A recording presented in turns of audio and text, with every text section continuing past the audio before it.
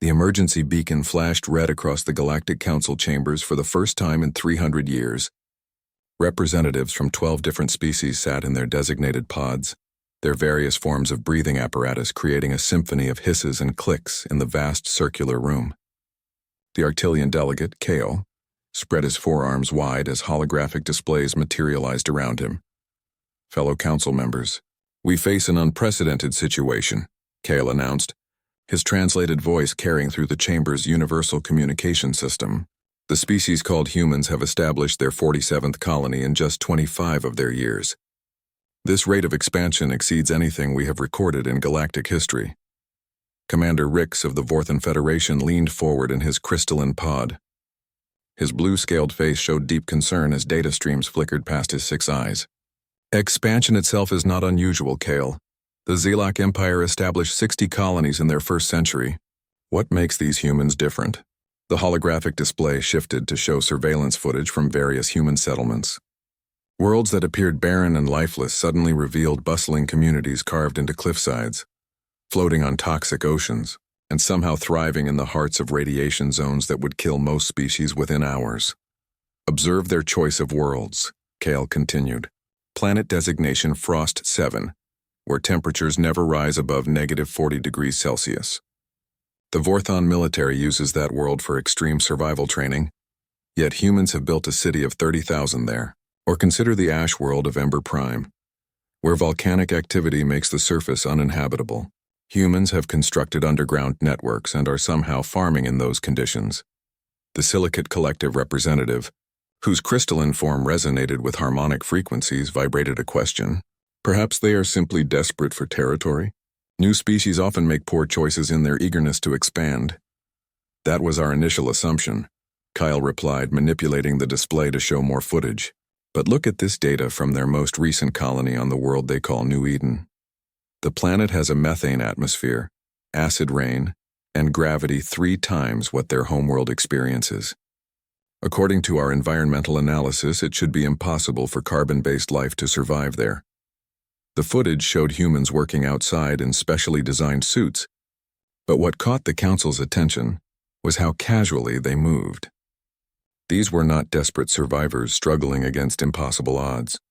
They walked with purpose, built with confidence, and even seemed to be enjoying themselves. Their survival rate on hostile worlds is 94%, Kyle added quietly. The galactic average for hostile world colonization is 12%. Silence fell over the chamber. The various species exchanged glances through their environmental barriers. The draconian representative, Elder Thal, finally spoke in his deep, rumbling voice. What are you suggesting, Kale? That these humans are somehow superior to established galactic civilizations. I am suggesting that they are different in ways we do not understand, Kale responded carefully. Their technology appears primitive by our standards. Their ships are crude, their weapons basic, their communication systems limited. Yet they achieve results that our most advanced species would consider impossible. The display changed to show intercepted human communications, children laughing as they played games in environments that would terrify adult members of most species, workers singing while they constructed buildings in conditions that should have killed them, families gathering for meals in places where the air itself was poison. There is something else, Kyle added, his voice dropping lower. Our intelligence suggests they are not afraid. Every species we have encountered shows appropriate fear responses to dangerous environments.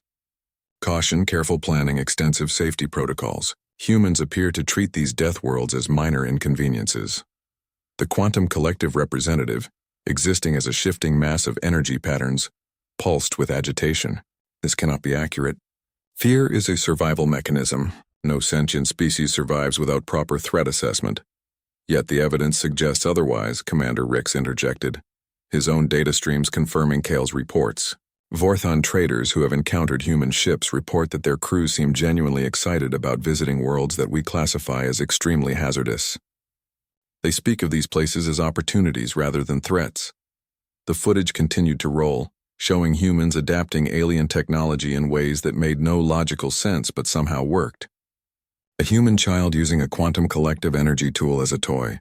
Human engineers combining incompatible technologies from different species and creating functional hybrid systems. They learn our technologies and improve them. Kale explained. Not through careful research and development, but through what they call experimentation and innovation. They take calculated risks that we would never consider acceptable. Elder Thol's massive form shifted uneasily. What do our cultural experts say about their social structure? Perhaps understanding their society will explain these anomalies. That is perhaps the most disturbing aspect, Kyle replied. They have no unified command structure like proper civilizations. Each colony operates independently, yet they coordinate perfectly. They have no hereditary leadership castes, no specialized breeding programs, no logical hierarchy based on capability or genetics. They choose their leaders through a process they call democracy, where the general population selects representatives. The council members exchanged more concerned glances. The idea of allowing the general population to choose leaders seemed not just inefficient but dangerous. Most troubling of all, Kyle continued, they share information freely between colonies. Technical innovations, survival techniques, cultural adaptations. When one human colony solves a problem, somehow all human colonies benefit. It is as if they are functioning as a collective intelligence while maintaining individual autonomy. The silicate representative resonated with a frequency that translated as deep unease. A hive mind that maintains individual consciousness? That should be impossible. Yet it appears to be exactly what they have achieved, Commander Rix confirmed. Vorthon intelligence reports suggest that human colonies are more than just settlements. They are nodes in an expanding network of shared knowledge and capability. The chamber fell silent again as the implications sank in. The various species had spent millennia establishing careful balances of power, maintaining territories, and advancing through predictable technological progression. The humans seem to ignore all these established patterns. What do you propose we do? Elder Thal asked finally. Kale manipulated the display to show the location of the newest human colony. I propose we investigate directly. Send a joint expedition to observe their latest settlement. We need to understand what we are dealing with before their expansion reaches critical mass. The vote was unanimous. Within hours, ships from 3 different species were preparing for a journey to the edge of explored space, where humans had established their newest impossible colony on a world that should have killed them all. 3 alien ships dropped out of hyperspace at the edge of the Kepler Prime system, their crews expecting to find a struggling human outpost, clinging to survival on the hostile world below. Instead, their sensors detected something that made no sense according to established galactic colonization patterns. Energy signatures are off the charts, reported Science Officer Vex from the Arctilian vessel. I am reading power generation levels consistent with a major industrial center. That cannot be correct. Commander Rick studied the data flowing across his command console aboard the Vorthan ship. Confirm those readings, Vex. According to our database, Kepler Prime has surface temperatures exceeding 60 degrees Celsius, an atmosphere with 12% sulfur dioxide, and gravity 1.7 times galactic standard. No species should be able to establish more than a basic survival shelter there. The third ship, representing the Silicate Collective, transmitted its own sensor data. The collective consciousness that operated the vessel resonated with confusion, detecting multiple cities, extensive agriculture, and what appears to be recreational facilities. This world was classified as uninhabitable by our survey teams 50 years ago. As their ships approached the planet, the alien crews watched in growing bewilderment. The surface that should have been barren showed green spaces, gleaming structures, and networks of transportation systems. Most disturbing of all, they could detect thousands of life signs moving about freely on the surface. They are not wearing environmental suits, Vex whispered, his 4 eyes locked on the sensor displays. The humans are walking around in that toxic atmosphere as if it were their homeworld. Commander Rix ordered his ship to move closer. Maintain standard first contact protocols. We will announce our presence and request permission to observe their colony. Perhaps direct communication will explain these anomalies. The response came faster than expected, in clear galactic standard language. Welcome to Kepler Prime. This is Colony Administrator Beth Reynolds. We would be delighted to receive visitors. Landing coordinates are being transmitted now. Fair warning though, you might want to bring some cooling units. It gets a bit warm down here. The casual tone of the transmission surprised the alien crews. Most species would have demanded to know their intentions, requested diplomatic credentials, or at minimum expressed caution about allowing unknown aliens near their colony. The humans seemed genuinely excited about the prospect of visitors. Landing on Kepler Prime required extensive preparation. The alien crews donned their most advanced environmental suits, activated personal cooling systems, and equipped themselves with emergency breathing apparatus. The humans who greeted them at the landing pad wore simple clothing and seemed perfectly comfortable in the oppressive heat. Beth Reynolds was a tall woman with graying hair and laugh lines around her eyes. She approached the alien delegation with a warm smile, extending her hand in the human greeting gesture. "You must have traveled a long way to get here. I hope the journey was not too difficult." Commander Rix, speaking through his suit's translation system, responded carefully. "We represent the Galactic Council. We have come to observe your colony as part of our ongoing survey of expanding civilizations. We did not expect to find such an established settlement on this world." "Oh, you mean because of the heat in the air?" Beth laughed, a sound that somehow carried genuine amusement rather than nervousness. "Yes, it took some getting used to. The first year was pretty rough, but humans are adaptable creatures. We figure things out as we go." As she led them through the colony, the alien observers documented everything. Children played in parks where the temperature would have killed most species within minutes. Workers operated machinery with casual efficiency, in conditions that would require hazmat protocols on their worlds. Families gathered in outdoor cafes, enjoying meals while breathing air that registered as toxic on every scanner. "How many of your people have died during the colonization process?" asked Vex, expecting to hear statistics about casualties and loss of life. "Died?" Beth looked genuinely puzzled. "We have had a few accidents over the years, same as any community. Old Mrs. Johnson passed away last winter, but she was 93. "Why do you ask?" The aliens exchanged glances through their helmet visors. No casualties from the hostile environment. No deaths from atmospheric poisoning or thermal exposure.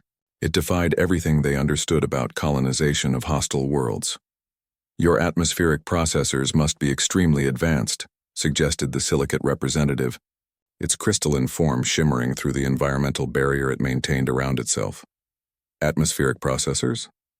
Beth looked confused. "Oh, you mean air conditioning? We have some cooling systems in the buildings, but mostly we just got used to it. The human body is pretty amazing at adapting to new conditions."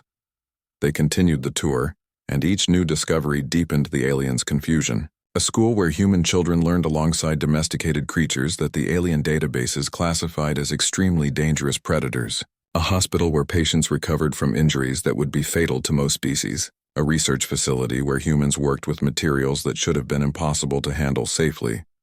"This is Engineer Dave Chen." Beth introduced them to a short man covered in what appeared to be engine grease. "Dave, these visitors are from the Galactic Council. They are interested in learning about our colony." Dave wiped his hands on a rag and grinned. "Great to meet you. Are you interested in seeing our power systems? We have done some pretty cool modifications to standard fusion reactors. Turns out if you adjust the magnetic containment fields and boost the plasma temperature, you can increase efficiency by about 40%. Commander Rix felt a chill that had nothing to do with his cooling system. "You have modified fusion reactor designs? Without extensive computer modeling and safety testing?" "Oh, we tested it plenty," Dave replied cheerfully. "Took us 3 tries to get it right. The first 2 attempts were pretty spectacular failures, but we learned from each one. That is how humans do things. Try, fail, learn, try again." The concept of deliberately accepting failure as part of the learning process was alien to the visitors. Their species advanced through careful planning, extensive modeling, and incremental improvements to proven designs. The idea of intentionally risking catastrophic failure seemed like madness. As the tour continued, the aliens began to understand that they were not observing a normal colony. They were witnessing something entirely new in galactic civilization. A species that treated impossible challenges as interesting puzzles, hostile environments as minor inconveniences, and dangerous experimentation as a path to innovation. When they finally returned to their ships that evening, the 3 crews sat in stunned silence. Everything they thought they understood about colonization, survival, and technological advancement had been challenged in a single day. "What are we going to tell the Council?" Vex asked quietly. Commander Rick stared at the thriving human city below them, its lights twinkling cheerfully in the toxic atmosphere. "The truth, that we have encountered something unprecedented, and we need to understand it before it spreads any further." Dr. Anna Foster knelt beside a patch of vibrant green plants that should not have existed on Kepler Prime, her hands moving through the soil without gloves while the alien observers watched in fascination and horror. The plants themselves registered as highly toxic on every scanner the aliens carried, yet the human botanist handled them as casually as flowers from a garden. These beauties were trying to kill us when we first arrived, Anna explained cheerfully to her alien visitors.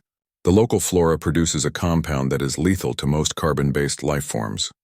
But we figured out that if you process it correctly, it becomes an excellent protein source. Now these plants form the basis of about 60% of our agricultural system. Commander Rix adjusted his environmental suit nervously. You deliberately cultivated poisonous plants as a food source? How many colonists died during the experimentation process? Died? Anna looked puzzled by the question. Nobody died. Well, a few people got pretty sick in the early days before we worked out the processing technique, but that is how you learn, right? Trial and error. The concept made no sense to the alien observers. Their species approached unknown biological hazards with extreme caution, extensive laboratory testing, and computer modeling that could take years to complete. The humans seemed to have simply started eating potentially lethal plants and adjusted their approach based on the results. The processing technique you developed, inquired Science Officer Vex. Surely it required sophisticated biochemical analysis equipment and sterile laboratory conditions. Anna laughed, a warm sound that seemed out of place in the hostile environment. Oh, we started with just basic kitchen equipment and a lot of patience. My grandmother always said that cooking is just chemistry you can eat. Once we figured out that heat breaks down the toxic compounds and fermentation neutralizes the remaining alkaloids, it was mostly just getting the timing right. She led them through her agricultural complex, pointing out various adaptations that defied galactic agricultural science. Plants that should have required artificial atmosphere grew in the open air. Irrigation systems that used the planet's acidic groundwater, which had been processed through filters made from local mineral deposits. Greenhouse structures that incorporated alien architectural principles from 3 different species, creating hybrid designs that somehow worked better than any of the original systems. This is interesting, the silicate representative observed, its crystalline form resonating with curiosity as it examined a section of modified Vorthon hydroponic equipment. You have combined our collective growth chambers with individual species cultivation techniques and added what appears to be Arctilian nutrient distribution systems. Oh yes, Anna replied enthusiastically. We found some old equipment from various species in the sector.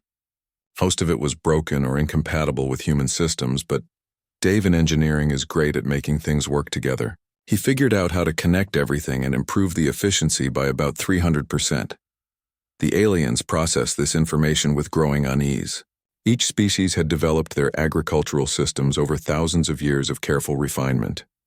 The idea that a human engineer could simply combine incompatible technologies and achieve superior results contradicted everything they understood about technological development.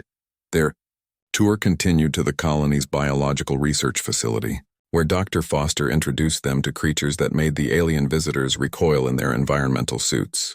Large predatory animals with razor-sharp claws and venomous fangs moved freely around human researchers, who treated them like pets.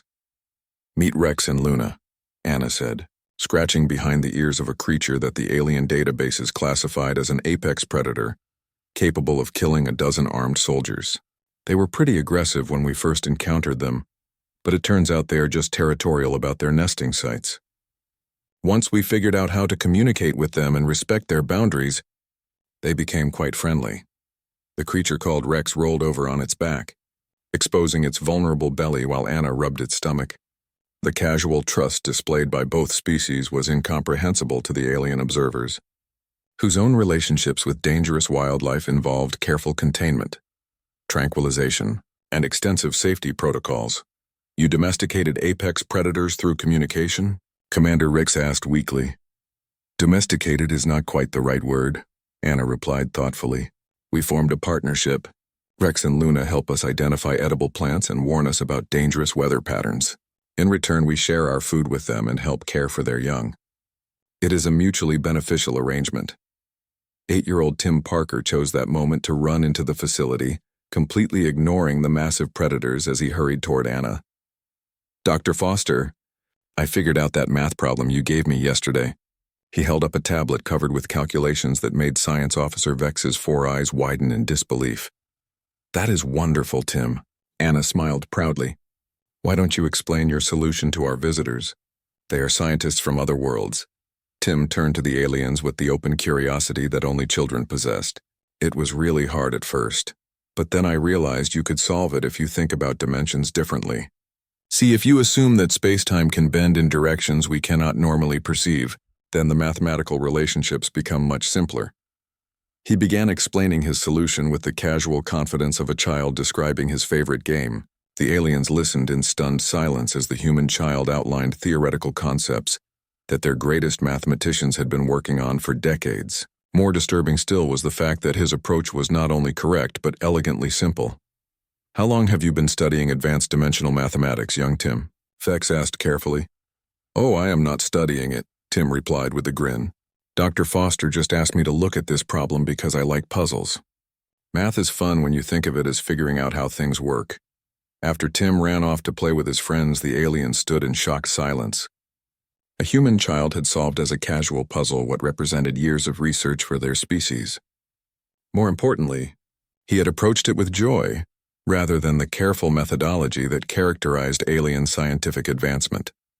"Your children," the silicate representative resonated with careful frequencies. "They appear to possess unusual intellectual capabilities."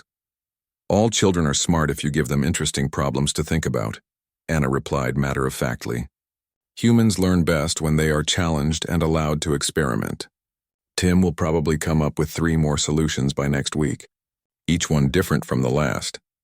As they concluded their visit to the biological research facility, the alien observers realized they were witnessing something unprecedented in galactic civilization. The humans did not just adapt to hostile environments, they formed partnerships with them. They did not just solve problems, they treated problem-solving as entertainment.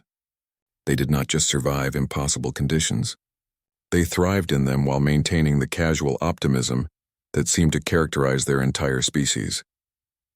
That evening, as the alien crews gathered to compare their observations, Commander Rix voiced what they were all thinking. "We are not dealing with a normal species.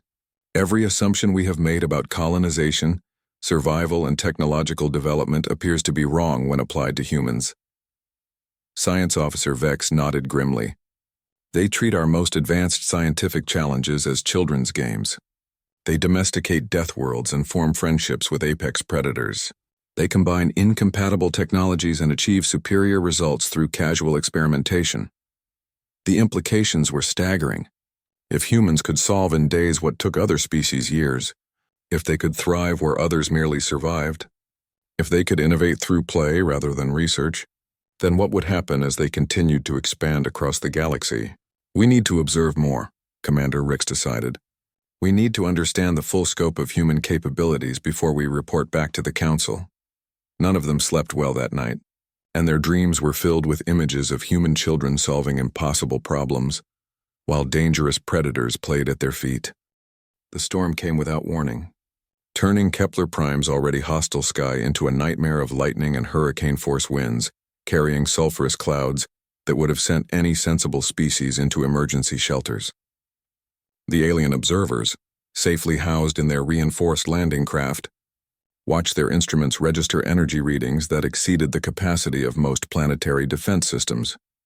All colonists should be in emergency lockdown, Commander Rix reported to his crew as he monitored the situation from behind triple reinforced shielding. No surface activity is possible in these conditions. Through their ship's cameras, however, they watched something that defied all logic. Humans were running toward the storm, not away from it. Teams of colonists dragged equipment across the compound while lightning split the air around them, their movements purposeful and organized despite the chaos. "They are going to get themselves killed," Science Officer Vex whispered, his 4 eyes locked on the display screens. Surface exposure during a storm of this magnitude would be fatal to any known species. The communication system crackled to life, carrying the voice of Beth Reynolds despite the electromagnetic interference that should have made all transmissions impossible. "Storm Team Alpha, are the collection arrays in position? Beta Team, How are those atmospheric processors holding up? This is fantastic data, people. We may never get another chance like this. The aliens stared at each other in disbelief. The humans were not seeking shelter from the deadly storm. They were treating it as an opportunity. Over the next 6 hours, the alien observers documented something unprecedented in galactic history. Instead of waiting for the storm to pass, the humans had somehow reconfigured their colony's power systems to capture and store the electrical energy from lightning strikes. Atmospheric processors designed for climate control had been modified into weather analysis stations. Even their water treatment facilities had been adapted to process the acidic rainfall and convert it into usable resources. Efficiency readings are impossible, Vex reported, his voice filled with awe and terror. They have increased their power generation capacity by 400% during the storm. Their atmospheric processing systems are operating at levels that should cause immediate system failure.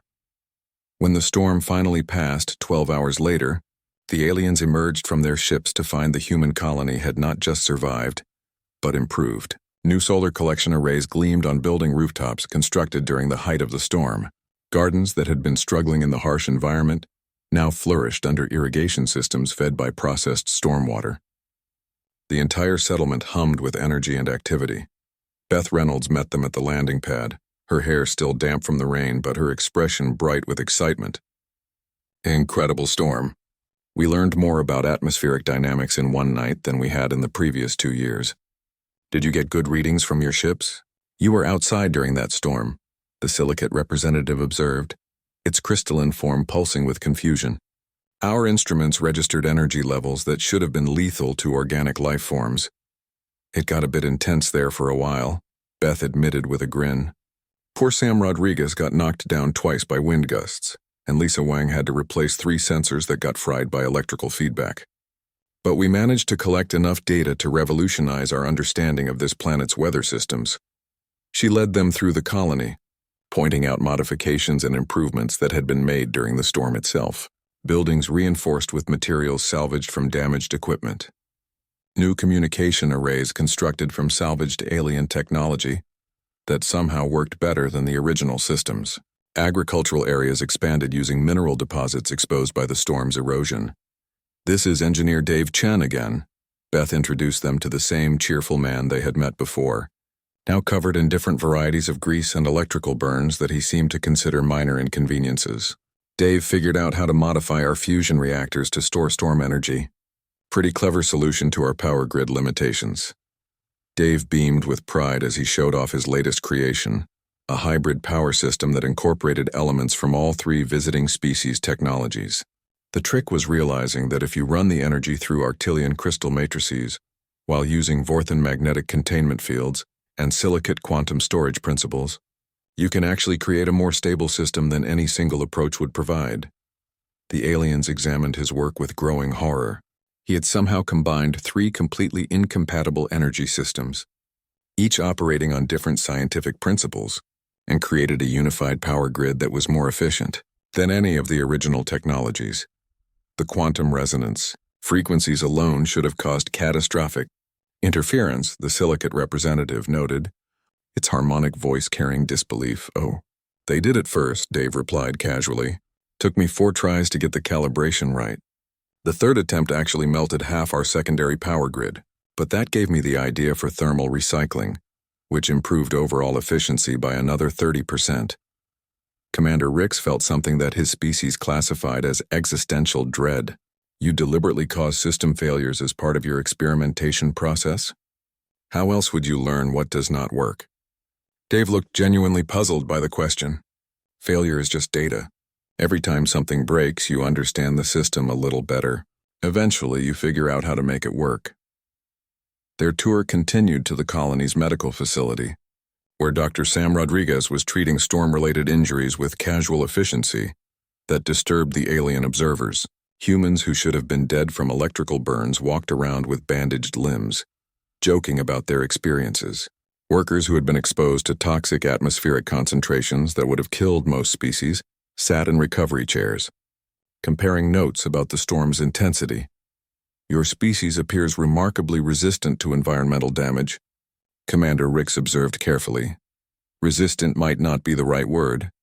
Dr. Rodriguez replied thoughtfully, as she checked on a patient who had been struck directly by lightning and was expected to return to work the next day. Humans are adaptable. We can survive a lot of things that would kill other species, and we heal pretty quickly from injuries that might be permanent elsewhere.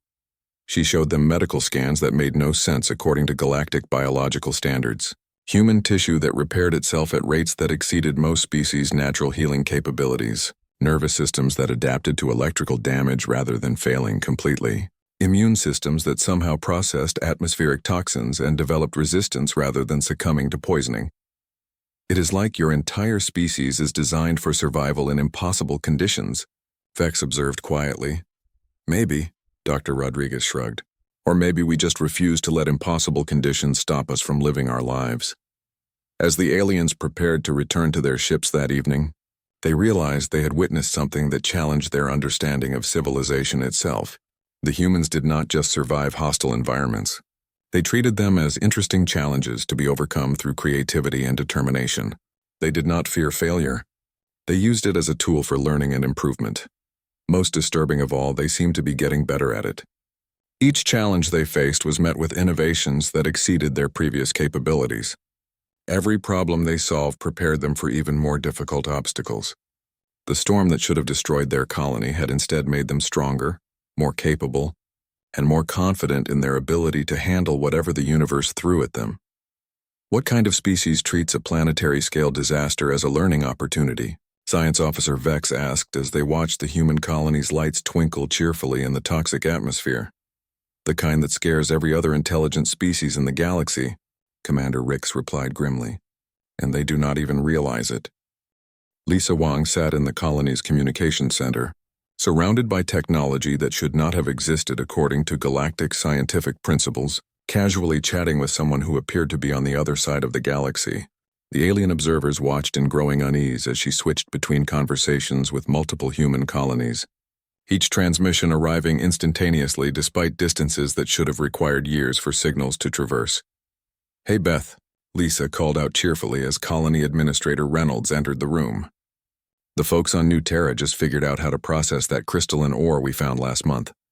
They are sending the technique specs to all colonies now, and the Aurora settlement wants to share their atmospheric scrubbing improvements with everyone." Commander Rick studied the communication equipment with his ship's sensors, trying to understand how it functioned. "This appears to be quantum entanglement communication technology, but it operates on principles that our scientists consider theoretical at best." Lisa looked up from her console with a friendly smile. "Oh, you know about quantum entanglement? That is great. Most species we have encountered think faster than light communication is impossible. We figured out how to make it work about 15 years ago." "Figured out how to make it work?" Science Officer Vex leaned forward in his environmental suit. "Quantum entanglement communication requires precise molecular engineering, exotic matter manipulation, and computational power that exceeds most planetary computer networks." "It sounds complicated when you put it that way," Lisa agreed. "But really, it is just about understanding that information can move through dimensions we cannot normally access. Once you realize that consciousness itself might be quantum entangled across space, the engineering becomes much simpler." She gestured to her equipment, which appeared to be constructed from components that had been salvaged, modified, and combined from dozens of different technological sources. Tom Wilson on Earth figured out the basic principles after his daughter asked him why people could sometimes sense when their loved ones were in danger across vast distances. He realized that if emotional connections could span space instantly, information connections could too. The concept made no sense to the alien observers. Their quantum communication research involved teams of their greatest scientists working for decades with the most advanced equipment their civilizations could produce. The humans seemed to have approached it as an interesting hobby project inspired by parental love. "Every human colony has this communication capability?" the silicate representative inquired, its crystalline form resonating with concern. "Of course," Lisa replied as if the question surprised her. "How else would we share discoveries and help each other solve problems? Look, let me show you." She activated her communication system, and suddenly the room filled with voices from human colonies across the galaxy. The New Horizon settlement reporting successful adaptation of alien agricultural techniques. The frontier post colony sharing solutions for dealing with aggressive local wildlife. The Deep Space Station discussing innovations in asteroid mining that had increased efficiency by 600%. Each colony develops techniques specific to their local conditions, Lisa explained as the conversations flowed around them. But we share everything instantly. When someone solves a problem, everyone benefits immediately. When someone discovers something new, the entire human network knows about it within minutes. Commander Rix felt his species' equivalent of a chill running through his nervous system. You have created a collective intelligence network spanning the galaxy. Collective intelligence might be overstating it, Lisa replied thoughtfully. We are still individuals making independent decisions. But yes, we share information completely and instantly. It would be selfish to keep discoveries to ourselves when other colonies might benefit from them. The implications were staggering. While other species advanced through careful research, published studies, and gradual dissemination of knowledge over decades or centuries, the humans had created a system where every innovation was immediately available to every settlement. Each colony's discoveries multiplied the capabilities of all other colonies instantly. Watch this, Lisa said, activating a new communication channel. Hey everyone, we have visitors from the Galactic Council here on Kepler Prime. They are interested in learning about human colonies. Anyone have interesting developments to share? The response was immediate and overwhelming. Dozens of human colonies began transmitting reports simultaneously. The Iceball Station had successfully terraformed a frozen world using geothermal techniques. The Acid Rain colony had developed new materials that were stronger than any known galactic alloys. The Radiation Zone settlement had created energy shields that surpassed military-grade protection systems. Turn it off, Commander Rix requested quietly, his voice carrying the strain of processing information that contradicted everything he thought he knew about technological development. Please turn it off. Lisa complied, returning the room to relative quiet, though she looked puzzled by his distress. Are you all right? You look upset. How long have human colonies been connected this way? Vex asked carefully. Since the beginning, Lisa replied. The first colony ships carried quantum communication equipment. It was considered essential for survival. Humans have always believed that knowledge shared is knowledge multiplied. Every problem one colony faces might have been solved by another colony under different conditions. She pulled up a holographic display showing the human colony network, and the alien observers stared in horror at what they saw. 47 human settlements connected by instantaneous communication, sharing resources, innovations, and solutions in real time. Each colony represented not just a single settlement, but a node in an ever-expanding network of human capability. Every time we establish a new colony, the entire network becomes stronger, Lisa explained proudly. New environments present new challenges which lead to new solutions which benefit everyone. It is like having 47 different research laboratories working on the same problems from different angles. The silicate representative pulsed with agitation. This violates every principle of species development. Technological advancement requires time, careful study, and gradual implementation. Your network allows for changes to propagate instantly across your entire civilization. Why would we want technological advancement to be slow? Lisa asked with genuine curiosity. If someone figures out a better way to do something, would it not be cruel to keep that information from people who could benefit from it? Commander Rix realized they were witnessing something unprecedented in galactic history. Other species advanced through competition, carefully guarded research, and gradual dissemination of innovations. The humans had created a system where every advancement immediately elevated their entire species. Show them the cultural exchange program, Beth Reynolds suggested as she joined the conversation. Lisa's expression brightened even further. Oh, this is wonderful. We do not just share technical innovations. Watch this.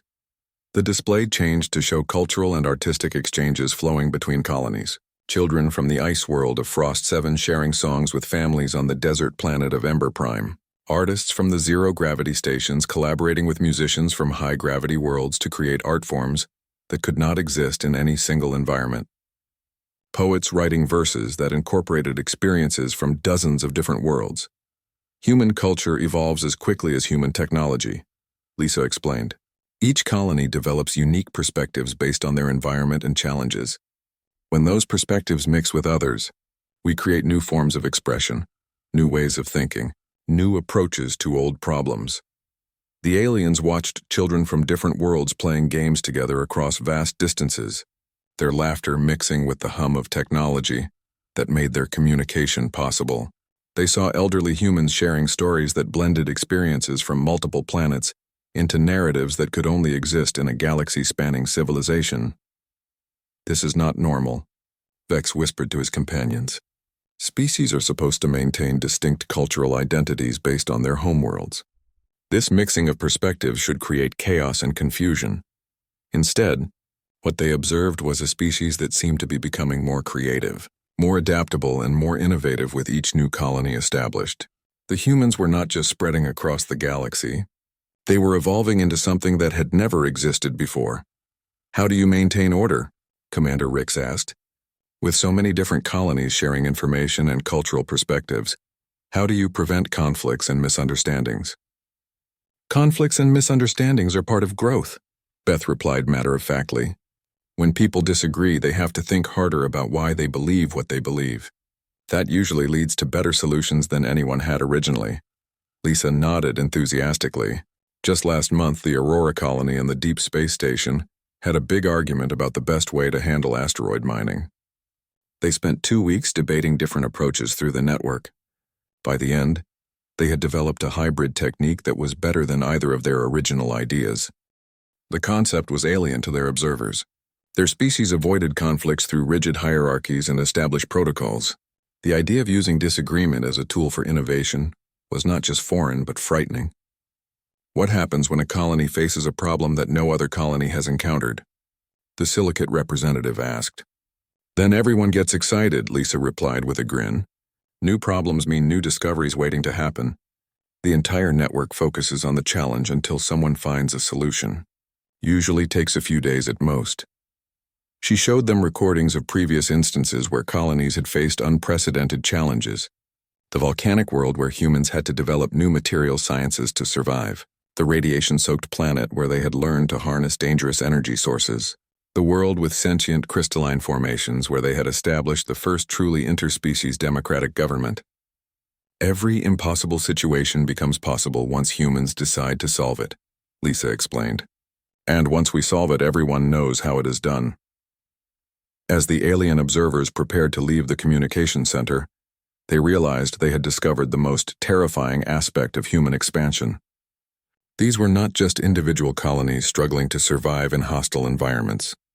This was a single, evolving intelligence distributed across dozens of worlds, growing stronger and more capable with each new challenge it faced.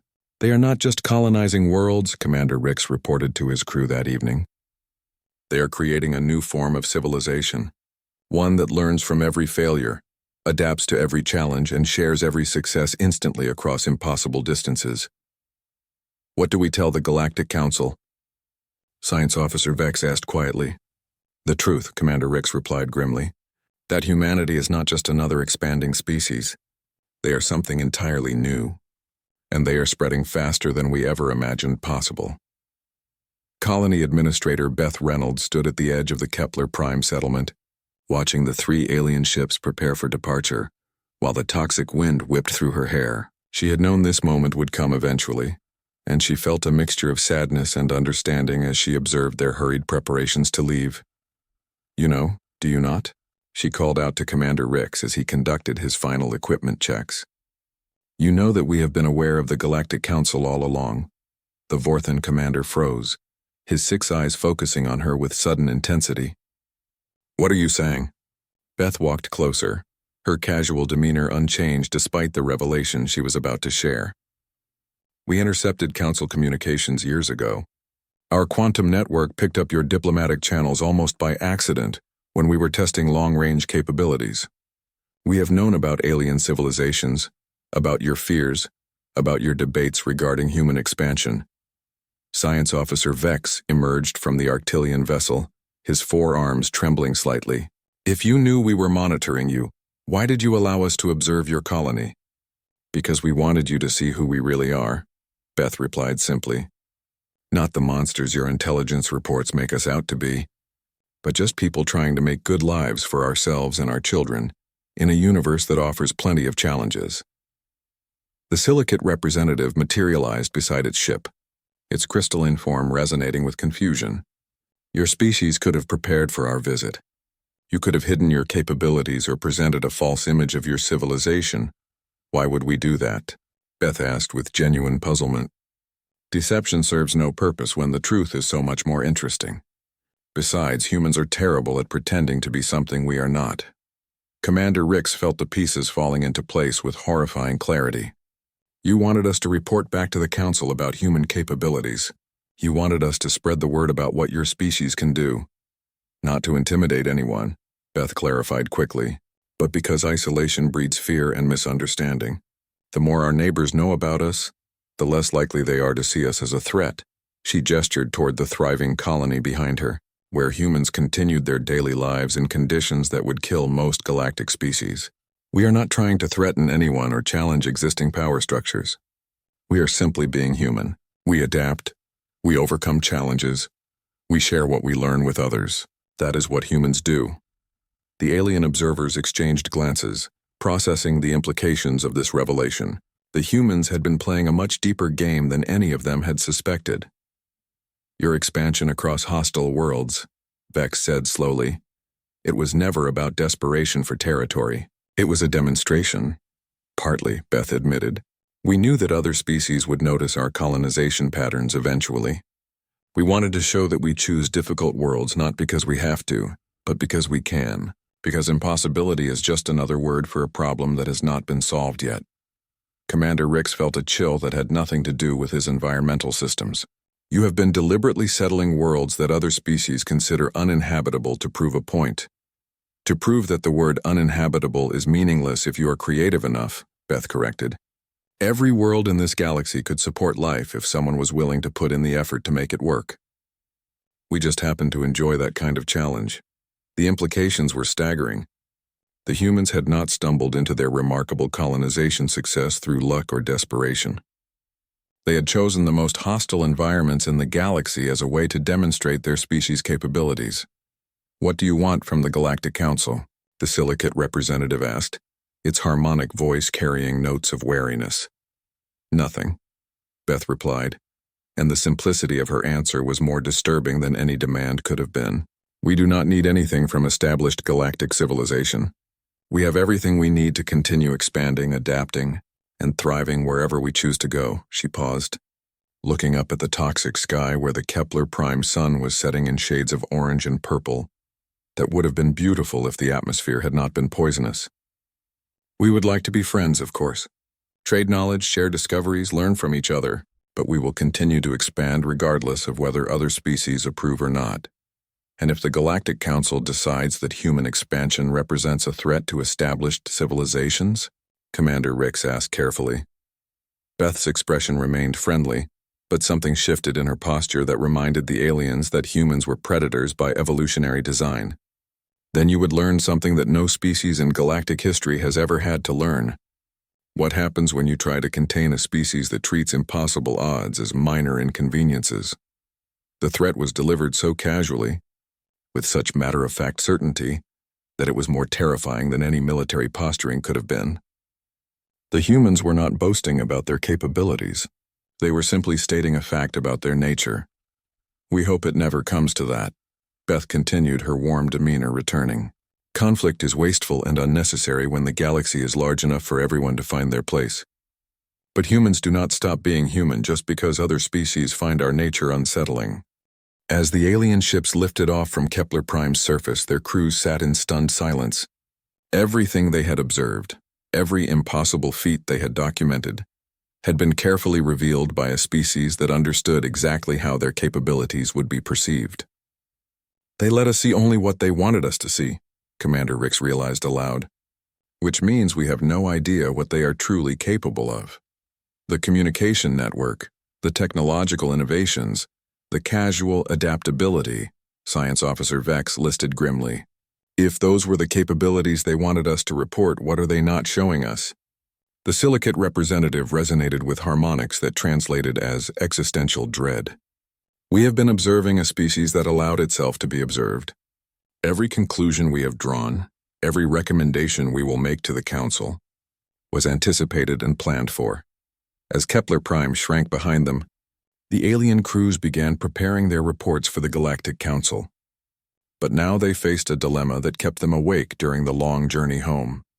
How do you warn an established galactic civilization that they have encountered a species that treats the impossible as routine, shares knowledge at the speed of thought, and considers hostile environments to be recreational challenges?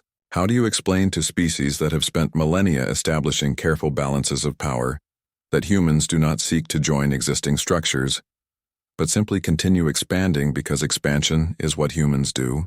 Most disturbing of all, how do you convey that humanity's greatest weapon is not their adaptability, their innovation, or their fearlessness in the face of impossible odds, but their genuine bewilderment at the idea that any of these traits should be considered threatening? By the time they reached Council space, the alien observers had reached a unanimous conclusion. The galaxy was about to change in ways that no amount of preparation could address. Humanity was not just another species seeking its place among the stars. Humanity was the future, spreading one impossible colony at a time, and they were too busy solving interesting problems to notice that they were reshaping galactic civilization simply by being themselves. The question was not whether other species could stop human expansion, but whether they could adapt quickly enough to survive in a galaxy where humans made the impossible look effortless and treated the fears of ancient civilizations as puzzles waiting to be solved.